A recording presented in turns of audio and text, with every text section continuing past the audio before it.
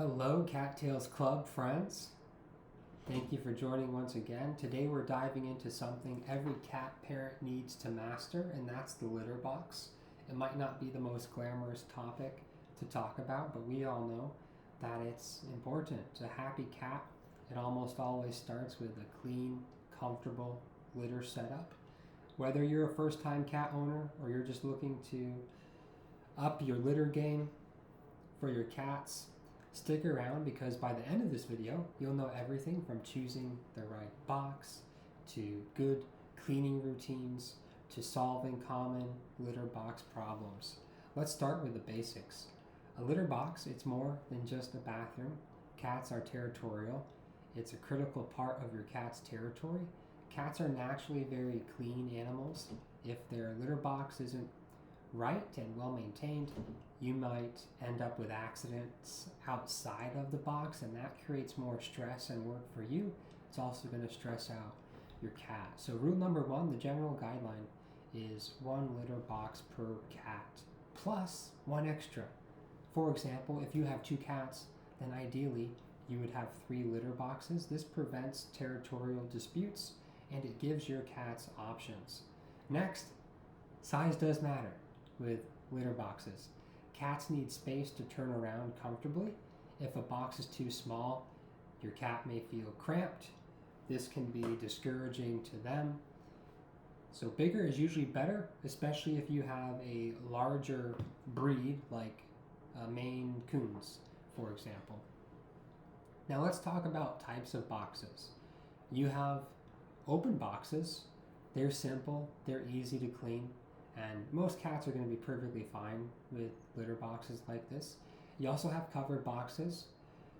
Your cat may or may not like this. Some cats are going to like it because of the privacy that it offers. Others, though, might feel scared and trapped inside. So you can experiment and see what your cat likes. Covered boxes, they can also trap odors, and that can be a benefit to you. You also have top entry boxes. These are great for controlling litter scatter. It keeps the litter inside the box, but they're not always ideal for kittens and older cats or cats with mobility issues, since you gotta kind of step over into the box a little bit more. And then also you have automatic or self-cleaning litter boxes. These are convenient for humans, but not every cat's gonna like them. They can be noisy and that can be intimidating, so the cat might stay away from an automatic litter box like that if it's loud. So at the end of the day, the best litter box is one that your cat likes using. So you might have to go through some trial or error on this to figure out what works the best for your cat. Equally important though, besides the box, is the litter itself. So you have clumping litter. That's popular because it makes scooping easy. Then you have non-clumping litter.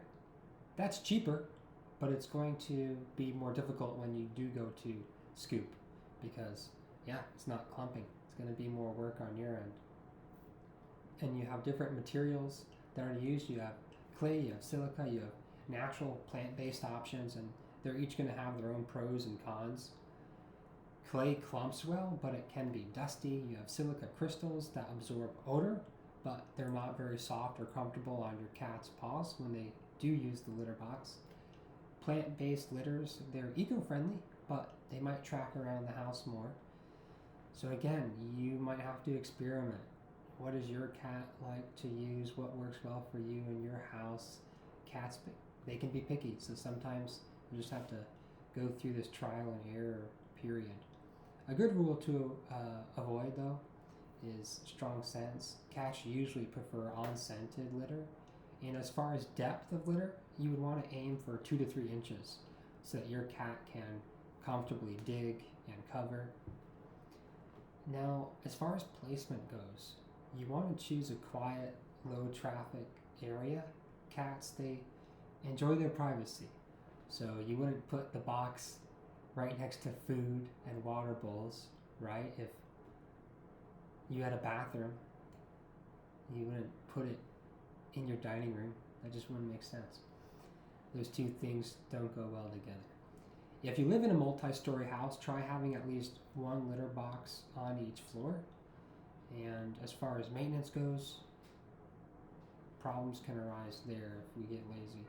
You would want to scoop at least once a day. Twice is better if you can, particularly if you have a lot of cats. And it's a good practice to wash the box with a mild soap and water about once a week. You don't want to use harsh chemicals. They can leave behind scents and smells, and cats don't really like that. So use a mild soap. And don't forget that it's a good practice to replace the litter entirely on a regular schedule, depending on the type that you use. A clean box, it keeps your cat healthy, it prevents odor buildup, and it makes your home more pleasant to be in. Next, we'll talk about common issues that cat owners face when it comes to cats using the litter box. You might wonder, what if my cat stops using the litter box? This is a common concern that cat parents face, and it could be because of a number of reasons. It could be because of medical issues. Your cat, they could have a urinary tract infection, they could have a kidney problem or arthritis that can change their habits using the litter box. And cleanliness, that's on us as the cat parent. If the box isn't cleaned often enough, many cats will refuse to use it. You could have stress or territory disputes if you have multiple cats in the household, or one cat might kind of guard the litter box. This is why multiple boxes are so important. You want to remember that rule: one litter box for each cat plus one, and that gives everybody plenty of options. They can all have their own box. And then you have box preferences. Some cats don't like covered boxes or automatic boxes. They might not like a certain type of litter, or a location that you have is a location that they don't feel safe in. So a lot of this is in our control that we can experiment with to make sure it matches well with the cat. We want to try things until our cats use the litter box. The key is patience. You don't want to punish a cat for accidents. We want to adopt responsibility and assume it's our fault that we need to change something on our end. So just keep trying until you find something that gradually does work. So that's Litter Box 101, from choosing the right setup to daily care to solving more tricky issues. A clean, comfortable litter box is one of the best gifts that you can give your cat, and your cat will thank you for it. By using it consistently, that's going to make you happy. It's going to lessen your workload, having to clean up accidents. If you found this helpful, please hit the like button, subscribe to Cattails Club for more tips and stories. Let us know in the comments, what's your cat's litter box quirk? Do they dig for ages, or are they in and out in 2 seconds flat? Let me know, and feel free, you're invited to join our Cattails Club community on School. The link will be in the description.